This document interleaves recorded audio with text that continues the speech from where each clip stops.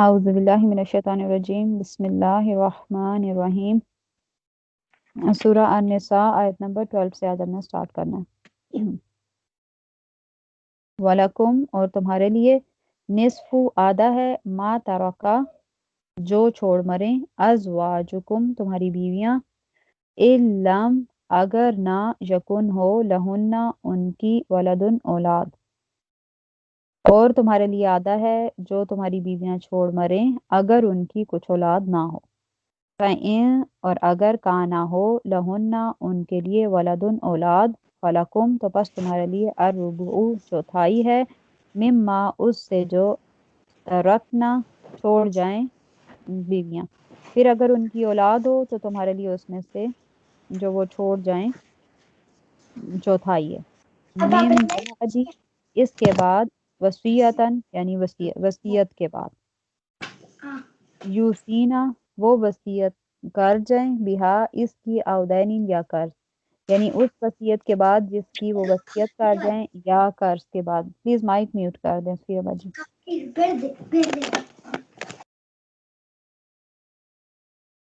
وَلَہُنَّ اور ان کے لیے الربع چوتھائی ہے مما اس میں سے جو تم چھوڑ جاؤ لم اگر نہ یکن ہو لکم تمہارے لیے ولدن اولاد، فَإِن کانا پھر اگر ہو لکم تمہارے لیے ولدن اولاد فلہن تو ان کے لیے الثمن آٹھواں مما اس سے ترکتم جو تم چھوڑ جاؤ من بعد اس کے بعد وصیت توصونا تم وصیت کرو بہا جس کی اودین یا قرض، اور اس میں سے ان کے لیے چوتھائی حصہ ہے جو تم چھوڑ جاؤ اگر نہ ہو تمہاری اولاد، پھر اگر تمہاری اولاد ہو تو تم چھوڑ جاؤ اس میں سے ان کا آٹھواں حصہ ہے اس وصیت کے نکالنے کے بعد جو تم وصیت کر جاؤ یا قرض کے بعد۔ وَإِن کانا اور اگر ہو رجل ایسا مرد یورث میراث ہو کلالتن جس کا بیٹا نہ ہو او امرأتن یا عورت ولہو اور اس کا اخن بھائی ہو او یا اختن بہن فلکلی تو تمام کے لیے واحد منہما ان میں سے ہر ایک السدس چھٹا، اور اگر ایسے مرد یا ایسی عورت جو کہ کلالہ ہے اس کی میراث ہو، کلالہ مطلب کہ اس کا باپ بھی نہیں ہے اس کا بیٹا بھی نہیں یعنی وارث نہیں ہے، اس کی وراثت ہو اور اس کے بہن بھائی ہوں تو ان دونوں میں سے یعنی بہن اور بھائی دونوں میں سے ہر ایک کا چھٹا حصہ ہے۔ فَإِن کانوا پھر اگر ہوں اکثرا زیادہ من سے ذالک ایک سے فہم تو وہ سب شرکاء شریک ہیں فی الثلث ایک تہائی میں یعنی 1/3 میں من بعد وصیت اس وصیت کے بعد یوصی بہا جس کی وصیت کی جائے او دین یا قرض غیر مضارٍ نقصان نہ پہنچانا وصیتاً یہ وصیت ہے من اللہ اللہ کی طرف سے۔ پھر اگر وہ ایک سے زیادہ ہوں تو وہ سب شریک ہیں ایک تہائی میں اس وصیت کے بعد جو وصیت کر دی جائے یا قرض کی ادائیگی کے بعد، بشرط یہ کہ کسی کو نقصان نہ پہنچایا ہو۔ یہ اللہ کا حکم ہے۔ واللہ اور اللہ علیم جاننے والا ہے، حلیم حلم والا۔ اس سے پچھلی آیت میں اللہ سبحانہ و تعالیٰ نے عورتوں بیٹیوں کے اور ماں باپ کے حصے بتائے تھے، اب اس آیت میں اللہ سبحانہ و تعالیٰ نے شوہر، بیوی اور میت کے بہن بھائیوں کے حصے بتائے۔ جیسے اس میں ذکر ہو رہا ہے کہ بیویوں کے لیے اگر شوہر فوت ہو جاتا ہے تو پہلے ذکر ہو رہا ہے کہ اگر تمہاری بیویاں فوت ہو جائیں تو شوہر کے لیے جو ہے وہ نصف حصہ ہے جب اس کی اولاد نہیں ہوگی، اگر اولاد ہوگی تو پھر 1/4 ہے۔ اور آگے ذکر ہو رہا ہے کہ اگر تم فوت ہو جاؤ، یعنی مرد فوت ہو جائیں، شوہر فوت ہو جائیں، تو تمہاری بیویوں کے لیے 8واں حصہ ہے اگر تمہاری اولاد ہو، اور اگر تمہاری اولاد نہیں ہوگی تو ان کے لیے چوتھا حصہ ہے۔ اور دونوں جگہ پہ اللہ سبحانہ وتعالیٰ نے فرمایا کہ یہ حصے کی ڈویژن جو ہے وہ اس وصیت کے بعد کرنی ہے جو تم نے کی ہو، اور قرض کی ادائیگی کے بعد۔ جہاں جہاں بھی حصوں کی بات آ رہی ہے وہاں وہاں ساتھ یہ بتایا جا رہا ہے کہ وصیت پر عمل کرنے کے بعد اور قرض ادا کرنے کے بعد۔ جیسے ہم نے پڑھا تھا کہ وصیت جو ہے وہ اگر کوئی غریب رشتہ دار ایسا ہو جس کو اصل ورثاء کے ہونے کی وجہ سے مال وراثت نہیں پہنچ رہا، تو اس کے حق میں وصیت کی جا سکتی ہے، اور وصیت میکسیمم جو ہے وہ 1/3 پورے ٹوٹل ترکہ کے 1/3 حصے کی جا سکتی ہے، اس سے زیادہ وصیت نہیں کی جا سکتی۔ بلکہ صحابہ کرام کے مختلف اقوال ہیں کہ اگر آپ اس سے بھی کم کریں تو وہ زیادہ بہتر ہے۔ جیسے مولا کائنات کا قول ہے کہ اگر آپ 1/5 5ویں حصے کی وصیت کرتا ہے تو وہ چوتھے سے زیادہ بہتر ہے، اور اگر کوئی چوتھے کی کرتا ہے تو وہ تیسرے سے زیادہ بہتر ہے۔ مطلب کہ کم سے کم کی وصیت کی جائے، زیادہ سے زیادہ آپ تیسرے حصے کی وصیت کر سکتے ہیں، اس سے زیادہ نہیں۔ اسی طرح قرض ادا کرنے کے بعد، یعنی قرض میں دونوں طرح کے قرض آ جائیں گے۔ قرض جو بندوں سے لیا ہوا ہوگا وہ قرض بھی ادا کرنا ہوگا، اور اللہ کا قرض۔ اللہ کے قرض سے مراد کہ اگر اس پر حج فرض تھا اور اس نے نہیں کیا، اس پر زکوٰۃ فرض تھی اور اس کی دینے والی تھی، یا اس کے نماز روزے وغیرہ تھے، تو ان سب کی ادائیگی جو ہے وہ کی جائے۔ حج تو حج بدل کرا دیا جائے گا، زکوٰۃ اس کے پیسے میں سے ادا کر دی جائے گی، اور جہاں تک نماز روزوں کا تعلق ہے تو نماز روزے جتنے اس کے چھوٹے ہوئے ہوں گے اتنے نماز روزوں کا حساب لگایا جائے گا، اور ہر نماز یا ہر روزے کا فدیہ، جو جتنا روزے کا فدیہ ہوتا ہے اتنا ہی ایک نماز کا فدیہ بھی ادا کر دیا جائے تو وہ بہت بہتر ہے۔ آگے اسی آیت میں ذکر ہو رہا ہے کلالہ کا۔ کلالہ اس شخص کو کہتے ہیں، اس انسان کو، مرد ہو چاہے عورت ہو، اس کو کہتے ہیں جس کا وارث نہ ہو، جس کے نہ ماں باپ ہو نہ بیٹا ہو، یعنی بیٹا بھی نہ ہو اور اس کا باپ بھی نہ ہو۔ اصل وارث تو سارے مرد ہی ہوتے ہیں، تو اس کے ماں باپ بھی نہ ہو اور اس کی اولاد بھی نہ ہو، وہ کلالہ ہوتے ہیں۔ اور ان کے پھر وارث، اگر پہلے وارث جو ہے وہ بیٹا ہے، اگر بیٹا نہیں ہے دوسرا وارث باپ ہوتا ہے، اگر بیٹا اور باپ دونوں نہیں ہے تو پھر تیسرا وارث بھائی بنتا ہے۔ تو یہاں جن بھائیوں کی بات ہو رہی ہے وہ اخیافی بھائی ہیں۔ اخیافی بھائی سے مراد ماں شریک بھائی، ٹھیک ہے۔ یاد رکھیے گا کہ اخیافی بھائی کبھی بھی اسبا یا اسبا بولتے ہیں وہ اصل وارث، وہ نہیں بن سکتا۔ اس لیے اللہ سبحانہ وتعالیٰ نے اخیافی بھائیوں کے حصے بتا دیے بہن بھائیوں کے، کہ اگر اس کے اگر اس کی ایسا بندہ، ایسی عورت یا ایسا مرد جو کلالہ ہو اور اس کے بہن بھائی ہوں، تو ان دونوں میں سے ہر ایک کو چھٹا حصہ ملے گا، یعنی بہن اور بھائی دونوں کو چھٹا حصہ ملے گا۔ اچھا، باقی آپ کہیں بھی پڑھیں گے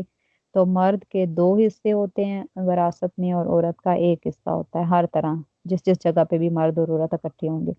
لیکن یہ وہ واحد جگہ ہے اخیافی بہن بھائی کی جہاں پہ دونوں کو برابر حصہ مل رہا ہے، کیونکہ یہ ماں کی طرف سے بھائی ہے، ماں شریک بھائی ہیں۔ اور اگر یہ لوگ ایک سے زیادہ ہوں تو ان سب میں 1/3 ڈیوائڈ کر دیا جائے گا، ٹھیک ہے۔ یہ بھی اس کے بعد بھی اللہ سبحانہ وتعالیٰ نے فرما دیا کہ اس وصیت کے بعد جو تم نے کی ہو اور قرض ادا کرنے کے بعد، یہ اللہ کا حکم ہے، کسی کو بھی نقصان نہیں پہنچایا جائے۔ اگلی آیت ہے تل کا حدود اللہ، یہ حدیں ہیں اللہ کی۔ وَمَن، اور جو یطع اللہ، اطاعت کرے اللہ کی، ورسولہ، اور اس کے رسول کی، یدخلہ، اسے داخل کرے گا، جنات، باغات میں، تجری، بہتی ہیں، من تحتہا، ان کے نیچے، الانہار، نہریں، خالدین، ہمیشہ رہیں گے، فیہا، اس میں۔ یہ اللہ سبحانہ وتعالیٰ کی مقرر کردہ حدیں ہیں، اور جو اللہ اور اس کے رسول کی اطاعت کرے گا وہ اسے باغات میں داخل کرے گا جن کے نیچے نہریں بہتی ہیں، وہ ان میں ہمیشہ رہیں گے۔ وذالک، اور یہ الفوز العظیم بڑی کامیابی ہے۔ اچھا، اس میں اللہ سبحانہ و تعالیٰ نے پیچھے سارے لوگوں کے حصے بتا کر آگے ساتھ ہی کہہ دیا کہ یہ جو آپ میں نے حصے وراثت پہ رکھ دیے ہیں یہ اللہ تعالیٰ کی حدیں ہیں، اللہ تعالیٰ کی لیمٹس ہیں۔ جو ان لیمٹس کی اطاعت کرے گا، یعنی جو اللہ تعالیٰ کے بتائے ہوئے طریقے کے مطابق وراثت کو تقسیم کرے گا، اس آیت کو اللہ سبحانہ و تعالیٰ نے تلک حدود اللہ کو خاص طور پر وراثت کے ساتھ جوڑ دیا کہ یہ آج اللہ کی مقرر کردہ حدیں ہیں۔ اب جو اللہ اور اس کے رسول کی اس معاملے میں اللہ اور رسول کی اطاعت کرے گا، اس کے لیے کیا ہوگا؟ باغات ہوں گے جس میں وہ ہمیشہ رہیں گا، جن کے نیچے نہریں بہتی ہیں، اور ساتھ ہی کہہ دیا کہ یہ بہت بڑی کامیابی ہے۔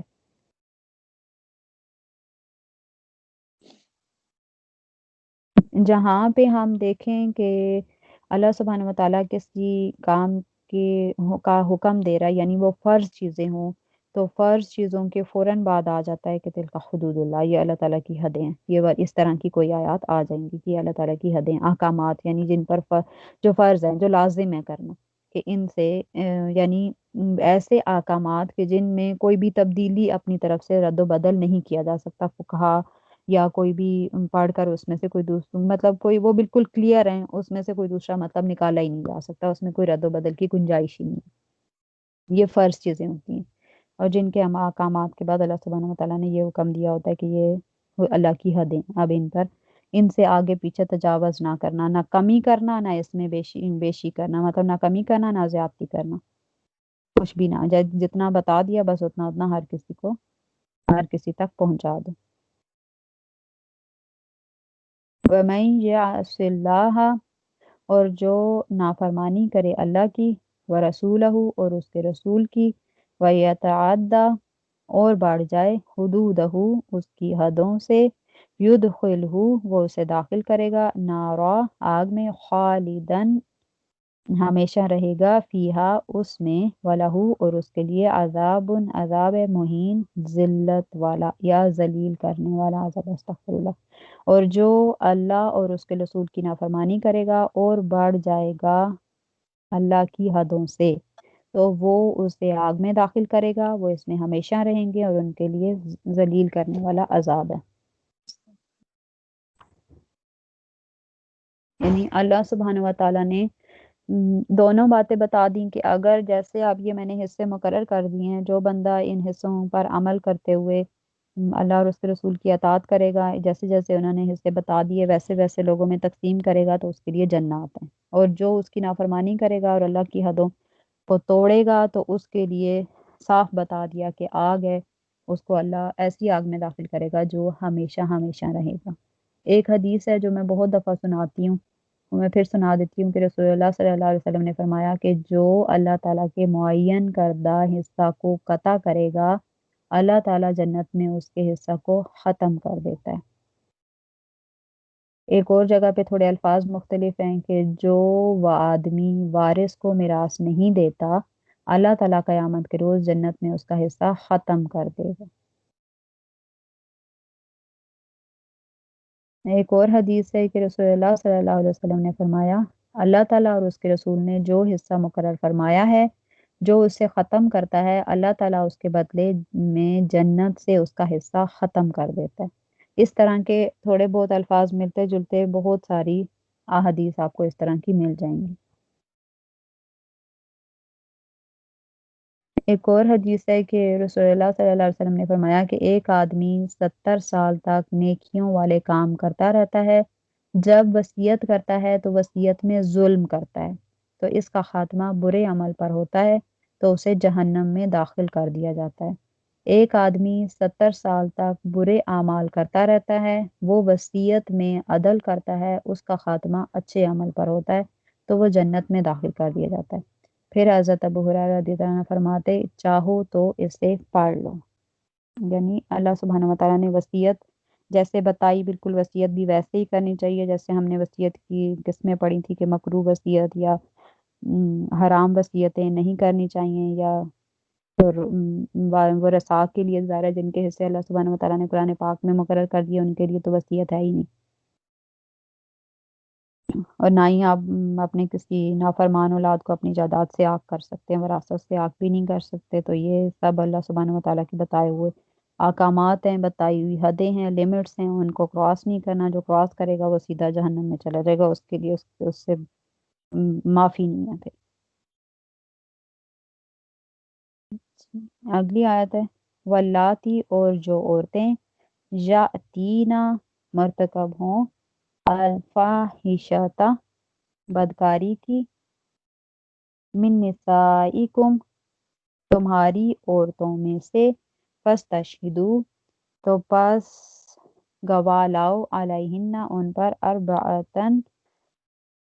4 منکم اپنوں میں سے،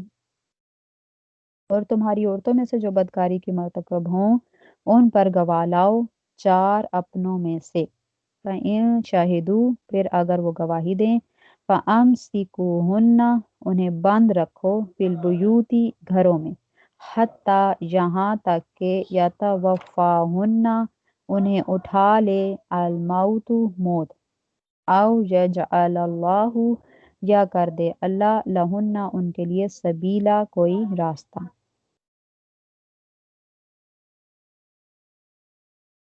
پھر اگر وہ گواہی دیں تو ان عورتوں کو گھروں میں بند رکھو یہاں تک کہ موت انہیں اٹھا لے، یا اللہ ان کے لیے کوئی سبیل کر دے یا کوئی راستہ نکال دے۔ ہم جب سے سورہ نساء شروع ہوئی ہے بڑے پیارے طریقے سے اللہ سبحانہ و تعالیٰ نے سمجھایا کہ اس کی جو پہلی آیات ہیں اس میں اللہ سبحانہ و تعالیٰ نے عورتوں کے ساتھ اس نے سلوک کرنے کا حکم دیا، ان کے ساتھ زیادتی نہ ہو، ان کے ساتھ اچھا سلوک کیا جائے، اور ان کے مطلب ان کا وراثت میں بھی حصہ رکھا، جو پہلے نہیں تھا ان کے سارے حقوق بتا دیے۔ حقوق بتانے کے بعد حسن سلوک کا حکم دینے کے بعد پھر ساتھ ہی اگلی آیت میں اللہ سبحانہ و تعالیٰ نے بتایا کہ اب اگر یہ عورتیں جو ہیں وہ بدکاری کریں تو انہیں سزا دو، ٹھیک ہے؟ یہ نہ ہو کہ تم جو ہے وہ انہیں بالکل کھلم کھلا چھوڑ دو اور وہ جو مرضی کرتی پھریں، بے لگام نہیں چھوڑنا کہ وہ بے حیائی کے کام کرتی پھریں ان کے، اور ایسے بھی نہیں کرنا کہ ان کے حقوق کی طلب کر لو، یعنی بیلنس کرنا ہے۔ پہلے ان کے حقوق بتا دیے، ان کے ساتھ اچھا سلوک کرنے کا حکم دے دیا اس نے سلوک کا، پھر اگر اب وہ عورتیں جو ہیں وہ بدکاری کریں یا بے حیائی کریں، فحاشی کریں تو اس پر انہیں سزا بھی دو، یہ بھی مردوں کو ساتھ ہی حکم دے دی۔ اچھا، یہ وہ بدکاری کے بارے میں یا زنا کی یہ پہلی آیت تھی، پہلا حکم تھا، ٹھیک ہے؟ جب اس کو یہ آیت اب یہ حکم اب منسوخ ہو چکا ہے، اس کے بدلے میں دوسری آیات سورہ نور کی نازل ہو چکی ہیں۔ یہ جب مطلب ابھی احکامات نازل ہو رہے تھے تو اس ٹائم پہ اللہ سبحانہ و تعالیٰ نے فرمایا تھا کہ جو عورتیں بدکاری کریں ان پر گواہ لاؤ، ٹھیک ہے؟ گواہ جو ہے یہ وہ واحد چیز ہے جس پر 4 گواہ اللہ سبحانہ و تعالیٰ نے فرمائے، باقی ہر جگہ پر 2 مرد گواہ ہوتے ہیں، اگر 2 مرد نہیں ہیں تو 1 مرد اور 2 عورتوں کو بھی دیا جا سکتا۔ لیکن یہ جو تہمت والی یا بدکاری والی تہمت کی جو گواہی طلب کی گئی ہے اس میں تمام فقہا اس بات پر متفق ہیں کہ اس میں عورتوں کی گواہی کو قبول نہیں کیا جائے گا، اور اس کے بارے میں صحابہ کرام اور آقا کریم صلی اللہ علیہ وسلم کی سنت کریمہ بھی موجود ہے کہ آقا کریم صلی اللہ علیہ وسلم اور آپ کے صحابہ یعنی خلفائے راشدین کے زمانے میں بھی یہی سنت تھی کہ حدود میں عورتوں کی گواہی جائز نہیں، یعنی یہ جو اللہ تعالیٰ نے حدیں بتائی ہیں اس میں حد مطلب یہ حد لگانا ہوتا ہے نا، کہ جو سزا دینا، گوڑوں کی سزا وغیرہ دینا، اس میں عورتوں کی گواہی اس میں عورت کی گواہی قبول نہیں ہے، اور گواہی بھی 4 مردوں کی دی جائے گی۔ اگر 4 مرد جو ہیں وہ کہہ دیں کہ ہم نے ان کو اپنی آنکھوں سے دیکھا ہے بدکاری کرتے ہوئے، تو اس کے بعد پھر تم ان کو گھروں میں بند کر دو یہاں تک کہ انہیں موت آ جائے، یعنی ان کو اس ٹائم پہ پہلا حکم یہ تھا کہ انہیں کمرے میں بند کر دیا جائے، ایسے کوٹری میں بند کر دیا جہاں یہ اپنی پوری زندگی جب تک انہیں موت نہیں آ جاتی یہ اسی کمرے میں رہیں گی اور اس سے باہر نہیں نکلیں گی، اور جب تک کوئی اللہ نیا حکم نازل نہیں کر دیتا۔ اس آیت کے بالکل اینڈ میں آ گیا کہ یا اللہ ان کے لیے کوئی نئی راہ نہیں نکال دیتا، اور نئی راہ بعد میں وہ نکلی تھی کہ اللہ سبحانہ و تعالیٰ نے جو ہے وہ حکم دے دیا تھا کہ جو इंशाल्लाह हम आगे सूरह नूर में पढ़ेंगे कि जो अगर कोई कमारा मर्द औरत जो है वो जिना करें तो उनको 100 कोड़े लगाए जाएंगे और उन्हें 1 साल के लिए शहर बदर कर दिया जाएगा। और अगर शादीशुदा होंगे तो उन्हें रजम की सजा दी जाएगी, यानी कोड़े मार मार कर उन्हें कत्ल कर दिया जाएगा। ये वाली आयत उसी में आ गई जो हमने नासिक और मनसूख वाली आयत पढ़ी थी, कि इस आयत कुरान पाक में मौजूद है, लेकिन इसका हुक्म मनसूख हो चुका है क्योंकि इसके बदले में सूरह नूर की आयत नाजिल होगी। अभी आजकल के ज़माने में अगर कोई बंदा जिना करेगा और अगर वहाँ पे इस्लामी काजी सिस्टम होगा, यानी इस्लामी अदालतें होंगी, तो फिर वो उनको ये वाली सज़ा नहीं देंगी, वो कोड़ों वाली और रजम वाली सज़ा दी जाएगी। वल्लदानी, और जो दो मर्द, अच्छा वल्लदानी से मुराद दो मर्द भी हो सकते हैं और इससे मुराद एक मर्द और एक औरत भी हो सकता है। याती यानी हाँ मरतकब हों मिनकुम तुम में से फ़आज़ूहुमा, तो उन्हें ईज़ा दो। फ़इन ताबा, फिर अगर वो तौबा करें, व अस्लहा और इस्लाह कर लें, फ़आरिदू, तो पीछा छोड़ दो या एराज करो, अनहुमा उनसे। और जो दो मरतकब हों यानी एक औरत और एक मर्द मरतकब हों तुम में से, तो उन्हें इज़ा दो, फिर अगर वो तौबा कर लें और अपनी इस्लाह कर लें तो उनका पीछा छोड़ दो। इन अल्लाह, बेशक अल्लाह, काना है तवाबन, तौबा कबूल करने वाला, रहीमा, रहम करने वाला। इस आयत की मुफस्सरीन ने कुछ इस तरह से तफसीर की है कि अगर जो पिछली आयत थी वो शादीशुदा लोगों के लिए थी, ठीक है, और ये वाली आयत जो थी और वो औरतों के लिए थी, ठीक है, उसमें बिल्कुल क्लियर हुक्म औरतों के लिए था। और यहाँ पे औरत और मर्द दोनों को जमा किया गया कि औरत और मर्द अगर बदकारी करेंगे और वो शादीशुदा नहीं है तो बस उनको जो है वो तुमने मतलब उनको सख्त अल्फाज के साथ समझाना है, उनके साथ सख्ती करनी है, और अगर उन्हें समझाओ, उन्हें डांटो डपटो, उनको ताने शाने दो, अगर उसके बाद वो बाज आ जाते हैं तो बस ठीक है, उन्हें मतलब शर्मिंदा किया जाए और जूते मारे जाएं, और इस तरह थोड़ा बहुत उन्हें जलील किया जाए। इसके बाद अगर वो शर्मिंदा हो जाएं और शर्मिंदा होने के बाद वो तौबा कर लें तो फिर अल्लाह सुब्हानहू व तआला जो है उन्हें माफ़ कर देगा, मतलब फिर उनके पीछे फिर उनको उस बात का ताना नहीं देना चाहिए। ये पहले हुक्म थे, ठीक है। अभी आजकल इन आयात पे अमल नहीं होता क्योंकि इनके बदले में सूरह नूर की आयत नाजिल हो चुकी हैं, उसमें डिफरेंट हुक्म आ गया है। ये पहले हुक्म थे। और इसी तरह अगर कोई दो मर्द आपस में बदकारी करते हैं, जैसे जो कौम लूत वाला अमल था, तो कौम लूत वाला जो भी अमल करेगा उसके बारे में है कि वो ज़ाहिर है वो गुनाह कबीरा है, और रसूलुल्लाह सल्लल्लाहु अलैहि वसल्लम का हुक्म है कि जो कौम लूत का अमल करे तो उन दोनों को कत्ल कर दिया जाए। जैसे हज़रत इब्न अब्बास रज़ियल्लाहु अन्हु से बयान है कि रसूलुल्लाह सल्लल्लाहु अलैहि वसल्लम ने फरमाया कि जिस शख्स को तुम कौम लूत का अमल करते हुए देखो तो फ़ाइल और मफ़ऊल दोनों को कत्ल कर दो। अगर वो अपनी मर्ज़ी से कर रहे हैं तो दोनों को कत्ल कर दिया जाएगा। अगर ज़ाहिर है वो फिर डिफरेंट केस हो जाता है, अगर किसी के साथ ज़बरदस्ती की गई हो या ये वो तो। इन नमा, बेशक इसके सिवा, अतौबतु, तौबा कबूल करना, अल्लाही, अल्लाह के ज़िम्मे है। इसके सिवा नहीं कि तौबा कबूल करना अल्लाह के ज़िम्मे है। लिल्लज़ीना, उन लोगों के लिए, यअमलूना, वो करते हैं, अस्सुआ, बुराई, बिजहालतिन, नादानी से, तुम्मा, फिर, यतूबूना, तौबा करते हैं, मिन करीबिन, जल्दी से, फाउलाइका, बस यही लोग, यतूबू, तौबा कबूल करता है, अल्लाहु, अल्लाह, अलैहिम, उनकी, वकान अल्लाहु, और है अल्लाह, अलीमन, जानने वाला, हकीमा, हिकमत वाला। इसके सिवा नहीं है, या आप इन अदर वर्ड्स कह लें कि तौबा कबूल करना अल्लाह के ज़िम्मे है उन लोगों के लिए जो बुराई नादानी से करते हैं, ठीक है। तौबा जिसका कबूल करना अल्लाह ने अपने ज़िम्मा लिया है, उनकी तौबा है जो कर बैठते हैं गुनाह बेसमझी से, फिर तौबा करते हैं जल्दी से, बस यही लोग हैं ये इन्हीं लोगों के लिए है जो वो करते बस यही लोग हैं, अल्लाह तौबा कबूल करता है उनकी, और अल्लाह जानने वाला और हिकमत वाला है। इसमें बेजहालत का लफ्ज़ इस्तेमाल हुआ है कि ऐसे लोगों की तौबा कबूल की जाएगी, अल्लाह सुब्हानहू व तआला के ज़िम्मे है कि को कबूल करना, कि जिन्होंने गुनाह जहालत में किया हो। अब जहालत की मुख्तलिफ लोगों ने मुख्तलिफ जो हैं वो तफसीर बयान किया कि जहालत से मुराद जो है कुछ ने तो कहा है कि जहालत से मुराद है कि उसने अनजाने में किया हो, उसको पता ही ना हो कि ये गुनाह है। ठीक है, कुछ ने कहा है कि इससे मुराद हर गुनाह है जो इंसान जानते बूझते हुए करे या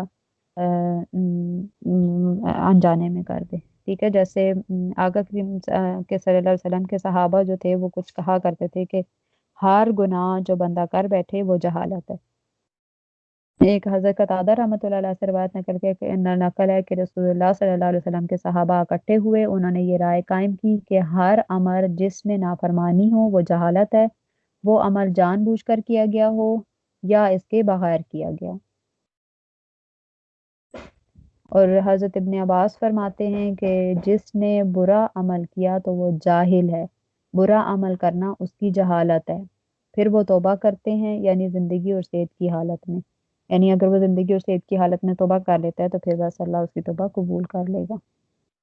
दफ़ा होता है कि उसके वो अपने नफ्स को रोक रहा है लेकिन नफ्स उस पर गालिब आ गया और उससे गुनाह हो गया, और गुनाह होने के बाद उस साथ ही अल्लाह सुब्हानहू व तआला ने फरमा दिया कि फ़ौरन तौबा कर लें, जल्दी से तौबा कर लें। गुनाह हो जाए तो फटाफट तौबा कर लें, तो यही वो लोग हैं जिनकी तौबा अल्लाह सुब्हानहू व तआला कबूल फरमाता है। अच्छा, तौबा कबूल होने के लिए जो है वो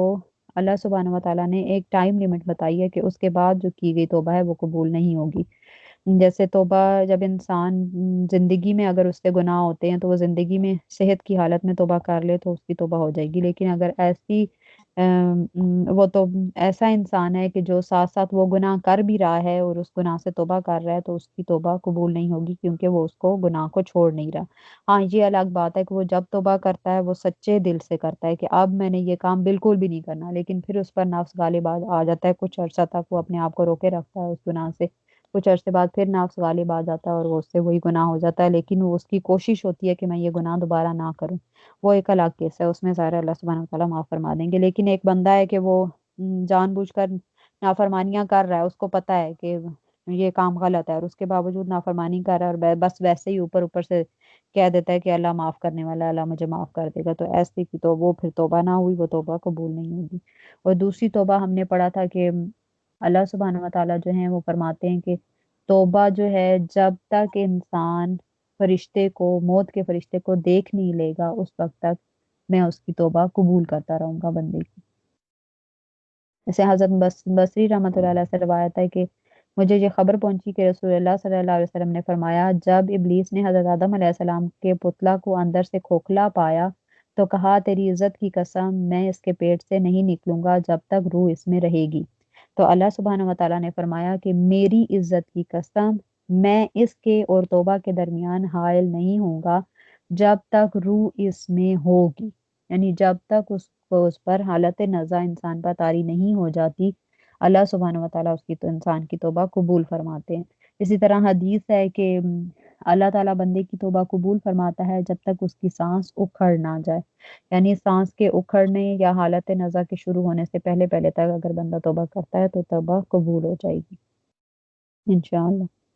और पहली आयत में अल्लाह सुब्हानहू व तआला ने बताया, इस आयत में बताया कि वो लोग जो नादानी से तौबा कर लें और नादानी से गुनाह कर बैठे और जल्दी से फिर तौबा करते हैं तो ऐसे लोगों की अल्लाह तौबा कबूल फरमाता है। साथ ही अगली आयत में है कि वलैसतित तौबतु, और नहीं है तौबा लिल्लज़ीना उन लोगों के लिए यअमलूना जो करते हैं अस्सय्याती बुराइयाँ, हत्ता यहाँ तक कि इज़ा जब हदरा सामने आ जाए अहदहुमुल मौतु उनमें से किसी को मौत, क़ाला तो कहे इन्नी मैं तुबतु तौबा करता हूँ, आना अब, वलल्लज़ीना और ना वो लोग जो यमूतूना मर जाते हैं वहुम कुफ़ारुन और वो काफिर हैं, उलाइका यही लोग आतदना हमने तैयार किया है लहुम उनके लिए अज़ाबन अलीमा अज़ाब दर्दनाक। और उन लोगों के लिए तौबा नहीं है जो बुराइयां या गुनाह करते रहते हैं यहाँ तक कि जब मौत उनमें से किसी के सामने आ जाए तो उस टाइम वो कहते हैं कि मैं अब तौबा करता हूँ। और ना उन लोगों की जो मरते हैं हालत कुफर में, यही लोग हैं हमने इनके लिए तैयार किया है दर्दनाक अजाब।